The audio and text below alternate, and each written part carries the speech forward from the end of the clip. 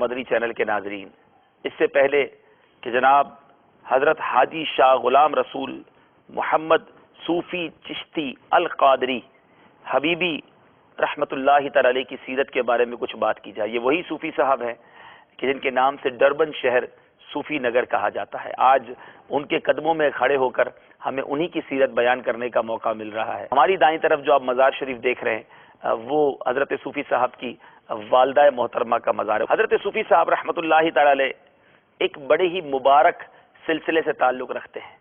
یہاں مراد سلسلہ نسب سے ہے، یعنی آپ کا جو خاندان اور آپ کا جو شجرہ ہے وہ ایک بڑی مبارک ہستی سے جا کر ملتا ہے۔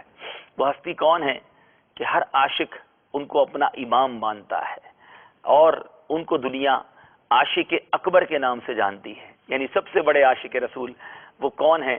یقیناً وہ کوئی اور نہیں، ہم سب کے بہت ہی زیادہ ہر دل عزیز، ہم سب جن کو بہت زیادہ پسند کرتے ہیں، اور کیوں نہ پسند کریں، میرے آقا علیہ الصلوۃ والسلام بھی جنہیں بڑا پیار کرتے ہیں، وہ آقا پر قربان ہیں اور آقا انہیں بڑا عزیز رکھتے ہیں۔ کتنا عزیز رکھتے ہیں کہ دنیا میں تو ساتھ رکھا، آج مزار پر انوار میں بھی وہ نبی پاک صلی اللہ تعالی علیہ وسلم کے ساتھ ہیں۔ یہ وہی ہیں جو یار غار بھی رہے اور آج یار مزار بھی ہیں۔ سنہری جالیوں پر رہتی دنیا جب تک حاضری دیتی رہے گی، جہاں نبی پاک صلی اللہ تعالی علیہ وسلم پر صلاۃ و سلام کا نذرانہ پیش کرتی رہے گی، وہاں عاشقان رسول اپنے امام شیخ اکبر عاشق اکبر سیدنا صدیق اکبر رضی اللہ تعالیٰ عنہ کی بارگاہ میں بھی اپنا نذرانہ عقیدت پیش کرتے رہیں گے۔ اور حضرت صوفی بابا رحمۃ اللہ تعالیٰ علیہ انہی سیدنا ابوبکر صدیق رضی اللہ تعالیٰ عنہ کی اولاد میں سے ہیں۔ گویا آپ صدیقی ہیں اور 36ویں پشت میں 36 آپ کا یوں سمجھ دیجئے نمبر آتا ہے، 36ویں پشت میں حضرت سیدنا غلام محمد صوفی صاحب رحمت اللہ تعالیٰ علیہ حضرت ابوبکر صدیق رضی اللہ تعالیٰ عنہ کی نسل میں سے ہیں۔ آپ کی جو ولادت وہ 1267 سنہ ہجری میں ہوئی، اور آپ کی جو ولادت ہوئی وہ ابراہیم پٹن، یہ رتنا گیر ہے گاؤں، ایک علاقہ ہے جو بمبئی سے 200 کلومیٹر کے فاصلے پر ہے انڈیا کے اندر، وہاں حضرت کی ولادت ہوئی۔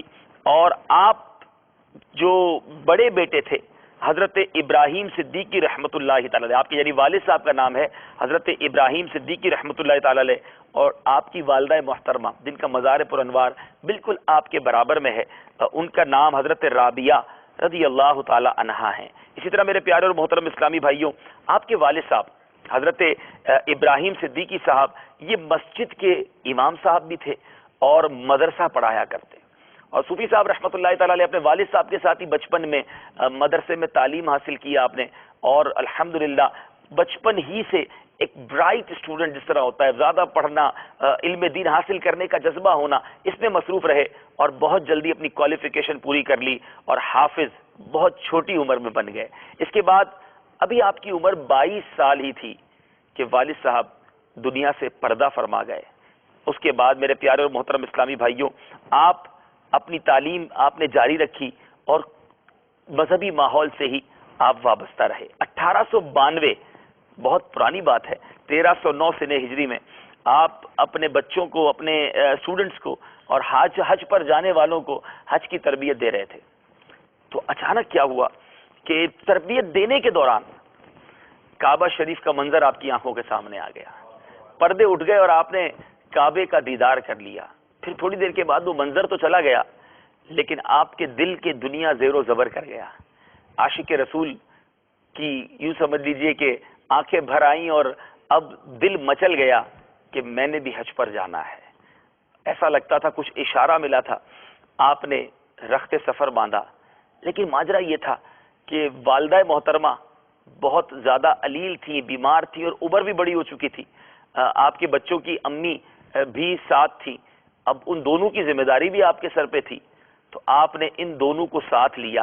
آج کل تو ہوائی جہاز میں سفر ہوتا ہے، اس زمانے میں پانی کے جہاز کا سفر تھا، اور اس کے بعد پھر جدہ شریف سے مکہ شریف اونٹوں پر، گھوڑوں پر، اور پھر اسی طرح یہ سفر جاری رہا کرتا۔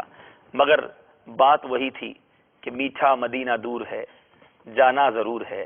اب دل کی دنیا کچھ اور ہو چکی تھی، مدینے جانے کی تڑپ بڑھ چکی تھی، حرم پاک جانا ان کے لیے بہت ضروری تھا۔ اب عاشق کیا کرتا ہے؟ اس کا عشق حوصلہ بڑھاتا ہے۔ آپ نے کیا کیا کہ اپنی والدہ کو بھی لیا، اپنے بچوں کی والدہ کو بھی لیا، اور حج کے سفر پر روانہ ہو گئے۔ جہاز کا سفر تو پورا ہوا، جب جدہ پہنچے جدہ کی بندرگاہ پر پہنچے تو وہاں پر بڑا رش تھا، اور اونٹ والے اور گھوڑے والے یا جو لے جانے والے لوگ تھے وہ کافی دیر تک انتظار کرتے رہے، لیکن صوفی صاحب کو کوئی سواری نہ ملی۔ تو اب عشق رہنمائی کرتا ہے، آپ نے ایسا عظیم کام کیا کہ آج بھی جب ہم کتابوں میں پڑھتے ہیں تو عقل حیران ہو جاتی ہے۔ آپ نے کیا کیا؟ آپ نے اپنی والدہ کو اپنے کاندھوں پر اٹھایا اور بچوں کی امی کو ساتھ لیا اور جدہ سے مکہ شریف پیدل سفر کرنا شروع کر دیا۔ مکہ پاک پہنچے اور اس کے بعد آپ نے طواف کیا۔ سوچ سکتے ہیں اتنی تکلیفیں اٹھانے کے بعد جب کوئی عاشق اپنی منزل پہنچتا ہے تو دل کی کیفیت کیا ہوگی۔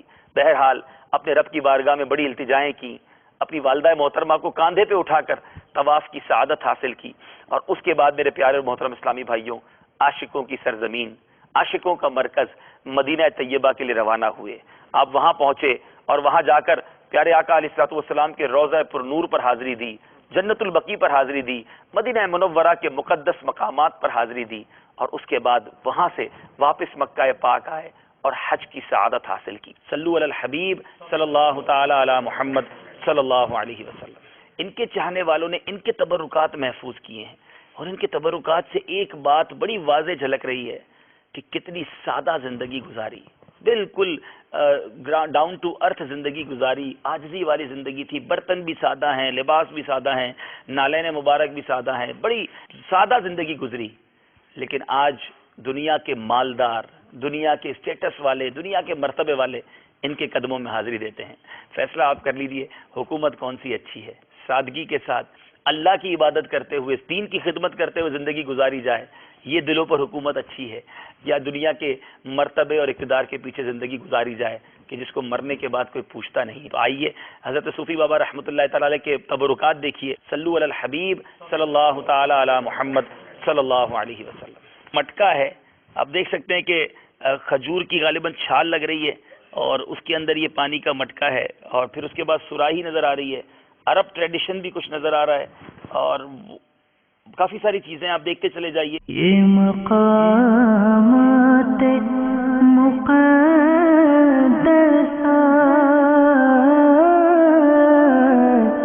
یہ مقامات مقدسہ اللہ والوں سے ہیں جو وابستہ،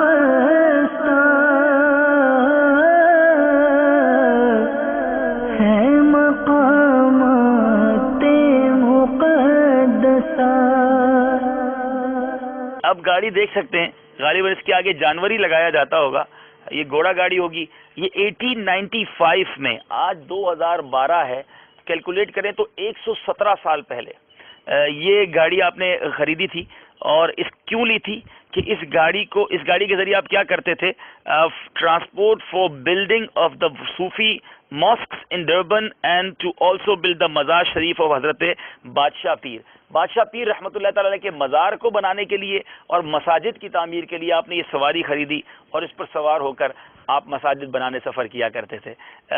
کس ان کے کمال کی بات کی جائے، باقی یہ بھی ایک مبارک سواری اور اب یہاں یادگار کے طور پر رکھ دی گئی ہے۔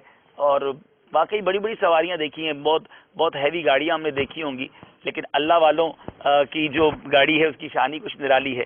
اللہ تعالی ہمیں اس مبارک سواری کے صدقے جنت کی سواری عطا فرمائے، اور جنت میں پل صراط پر، جی ہاں، پل صراط پر جو لوگ کتابوں میں پڑھا ہے کہ جو اللہ کے لیے مسجد بناتے ہیں نا، ان کے لیے وہ مساجد پل صراط پر پار ہونے کے لیے سواری بن کے آتی ہیں۔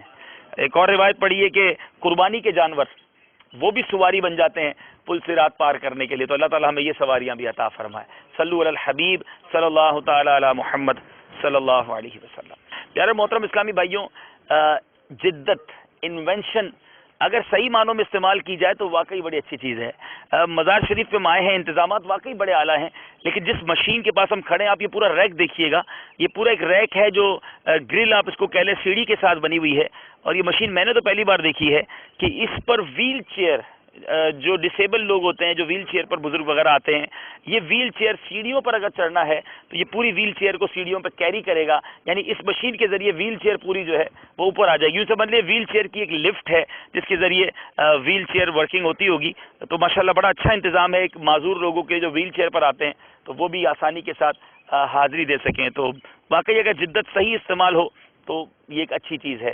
اللہ تعالیٰ جنہوں نے معذوروں کے لیے اور بزرگوں کے لیے انتظام کیا ہے، اللہ تعالیٰ اس انتظام کو اپنی بارگاہ میں قبول فرمائے. صلو علی الحبیب صلی اللہ تعالی علی محمد. مجھے اپنی اور ساری دنیا کے لوگوں کی اصلاح کی کوشش کرنی ہے. انشاءاللہ